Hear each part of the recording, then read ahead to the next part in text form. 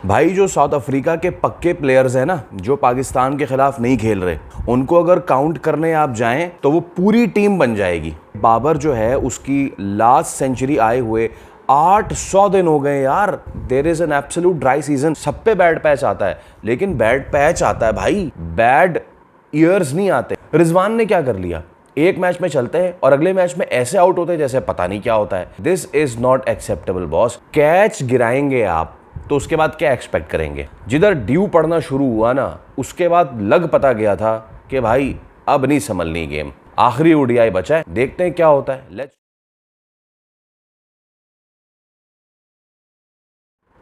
अस्सलाम वालेकुम दोस्तों, मैं हूं फैसल करीम। सरहद के इस पार से लेके उस पार तक, दुनिया के इस कोने से लेके इस कोने तक सबको मेरा सलाम, आदाब, सत श्री अकाल, नमस्ते पहुँचे।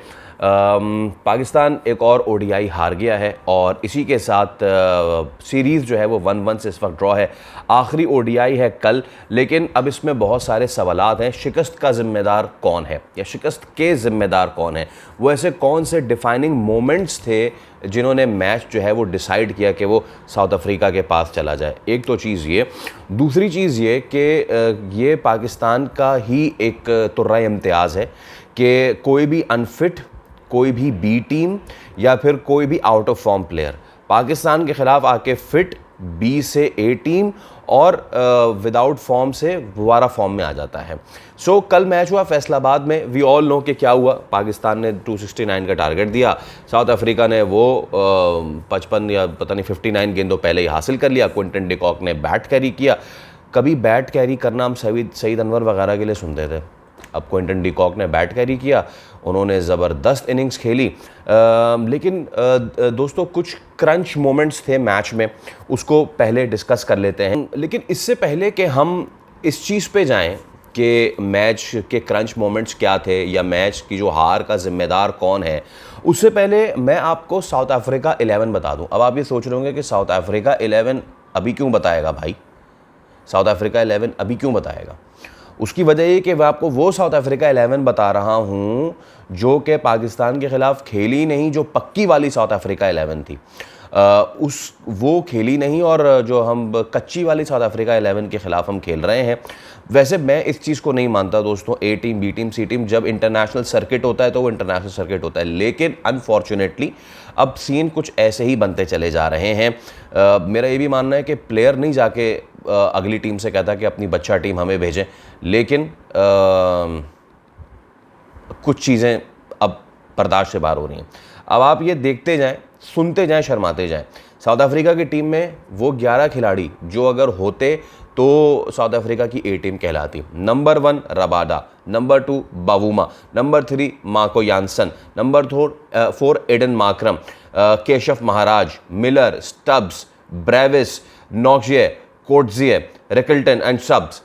अब आप सोच लें, ये वो 11 पक्के खिलाड़ी हैं जो पाकिस्तान के खिलाफ ओडीआई खेल ही नहीं रहे। अबे ये खेल लेते तो फिर ये जो 269 बन रहे हैं ये भी नहीं शायद बन पाते। तो दोस्तों कल फिर मैच हुआ और मैच में पाकिस्तान की बैटिंग जो है वो फिर लड़खड़ा गई। तो आइए कुछ क्रंच मोमेंट जो हैं उन पे नज़र डालते हैं। दोस्तों जब शुरुआती ही आपकी टीम को 3 झटके लग जाएं और बाबर, फ़खर और रिजवान तीनों बहुत ही चीपली आउट हो जाएं तो उस पर क्या ही कहें। फ़खर के पिछले जो लास्ट 10 मैचेस हैं उनमें उनका एवरेज बुरा नहीं है और उसमें उनकी सेंचुरी भी आई हुई है, उनकी हाफ सेंचुरीज़ भी आई हुई हैं। तो फ़खर का एवरेज ठीक है पिछले 10 मैचेस का, लेकिन बाबर के पिछले 10 ओडीआईज़ का अगर आप एवरेज निकालें, बाबर के पिछले 10 ओडीआईज़ का average is just 29 boss, just 29। और 800 दिन हो गए हैं बाबर आजम की आखिरी सेंचुरी आए हुए। कब आई थी आखिरी सेंचुरी? 2023 में। किसके खिलाफ आई थी वो भी आपको याद होगा, नेपाल के खिलाफ। और उसके बाद से लेके अब तक it's a dry patch, it's absolute dry patch. दोस्तों फ़खर ज़मान की हम बात कर रहे थे, वो भी आपको लगे हाथों बता दें कि फ़खर की जो पिछले 10 ओडीआईज़ में फ़खर ने 412 रन किए हुए और उसकी 68 की एवरेज है, तो दैट्स अ गुड थिंग। लेकिन अगर आप बाबर का देख लें, आखिरी 10 ओडीआईज़ में बाबर आजम के भाई सिर्फ 290 रन आए हैं और वो आपको पता है कि आपका नॉट आउट भी आपकी एवरेज पे जो है वो असर डालते हैं। एक भी नॉट आउट नहीं बाबर आजम का। 29 उनके एवरेज से बाबर आजम के जो पीछे रन्स हैं उसमें एक 64 है, एक 78 है, एक 50 है और एक 47 है, और 290 है बाबर के पिछले 10 ओडीआईज में। 29 का एवरेज है for a class like Babar. 29 का एवरेज बहुत ही अफसोसनाक है। 800 दिन हो गए बाबर आजम की आखिरी सेंचुरी आए हुए।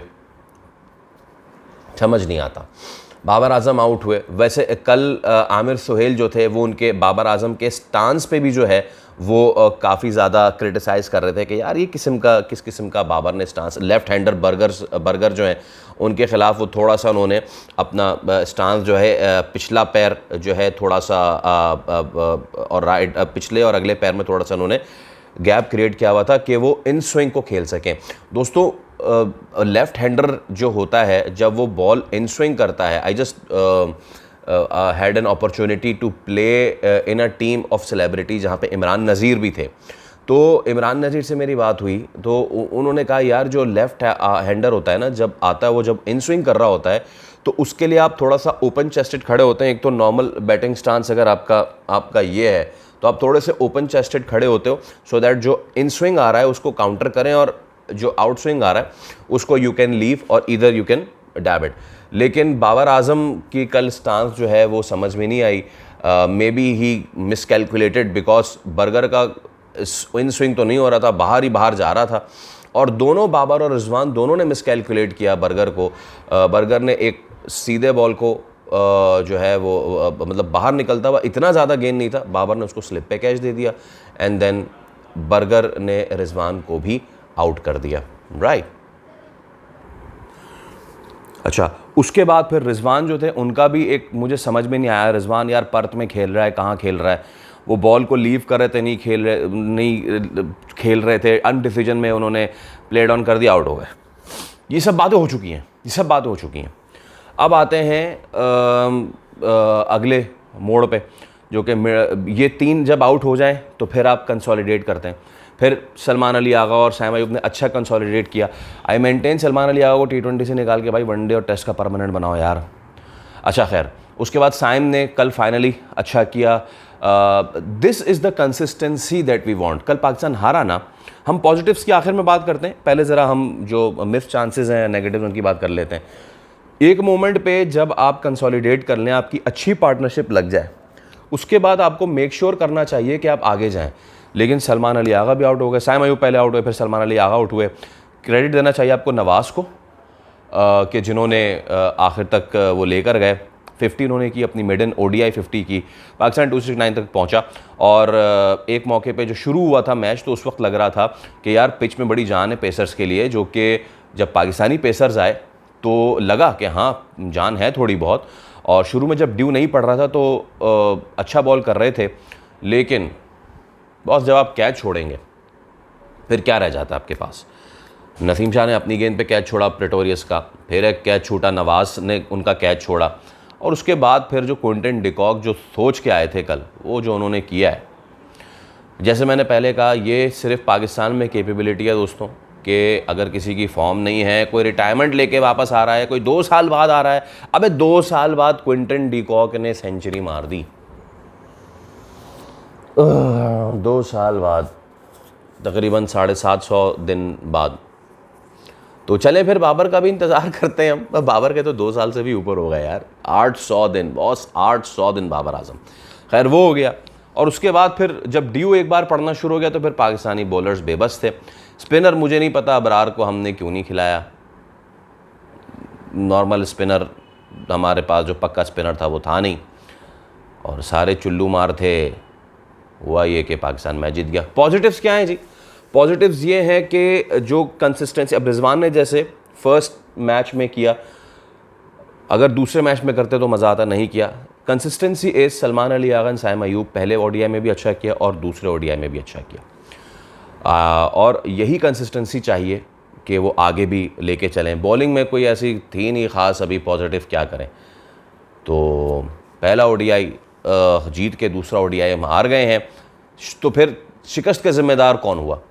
क्या शिकस्त का ज़िम्मेदार वो शाहीन शाह अफरीदी कप्तान थे, कि जिन्होंने और उनके साथ इंतज़ामिया जिन्होंने जो है वो स्पिनर को इंक्लूड नहीं किया in your 11, because Wasim junior, हाँ एक और क्रंच मोमेंट मैच का, वसीम जूनियर आए, उन्होंने आउट किया प्रेटोरियस को, उनका बॉल लग रहा था कि भाई तेज़ भी है और ही वॉज बॉलिंग गुड। जब आप एक मौके पे आउट कर दिया है आपने, आप साइम अयूब को किस खाते में ला रहे हो यार? भाई आप देख रहे हो कि तेज़ बॉलर, अच्छा बॉल उनका हो रहा है, फिर साइम अयूब क्यों आ रहा है? क्यों? वाई? तो ये जो हमारी ज़िद है ना कि हम जो लिख के आते हैं मैच से पहले वो हमने पूरी करनी है, तो वो ज़िद हमें मारती है। तो कल भी यही हुआ, एक ज़िद थी हमारी कि साइम अयूब के साथ जाना है ही जाना है। T20 तो नहीं था ना यार, वनडे था। खैर जनाब, तो खैर पॉजिटिव्स जो हैं वो यही हैं कि दो पॉजिटिव्स हैं हमारे, सलमान अली आगा और साइम अयूब। एक पॉजिटिव राना फ़हीम अशरफ का भी आया। फ़हीम अशरफ का जो रोल है वो उन्होंने निभाया, 28 उन्होंने रन्स किया 18 गेंदों पे, और इसके अलावा और कुछ है नहीं बात करने के लिए। कल आखिरी ODI है, सो पाकिस्तान को जीतना चाहिए, लेकिन मोमेंटम साउथ अफ्रीका के साथ होगा। पाकिस्तान को जीतना इसलिए चाहिए क्योंकि आप पाकिस्तान की इससे अगली सीरीज़ श्रीलंका की, और देखते हैं दोस्तों कि कल पाकिस्तान जो है वो मज़ीद क्या चेंजेस करता है अपनी टीम में, और कैसे पिच कैसा होता है। पहले ODI में पिच डिफरेंट था, दूसरे ODI में पिच डिफरेंट था। लेट्स सी कि तीसरे ODI में पिच कैसा होता है। But whatever the case में भी it is going to be a cracker of a match, because भाई फैसलाबाद ही जो है 17 साल बाद उनके पास कोई मैच, कोई सीरीज़ आई है, so they will be very happy. And final की सूरत इख्तियार कर गया है ये, जो जीता वो ट्रॉफी ले जाएगा। छोटा सा रिकैप, और वो ये कि टेस्ट सीरीज़ हुई ड्रॉ, T20 पाकिस्तान ले उड़ा। मेहमान नवाजी का तकाजा ये कि पाकिस्तान दे दे ये सीरीज़ इनको, साउथ अफ्रीकन्स को। लेकिन चलें, लेट्स सी कि क्या होता है। आपके कमेंट्स हमें आते हैं फैसल करीम ऑफिशियल इंस्टा पे, आप वो कमेंट्स आप हमें दे भी सकते हैं। आपसे अगली वीडियो में मुलाकात होगी, तब तक रखिए अपना ख्याल, बाय।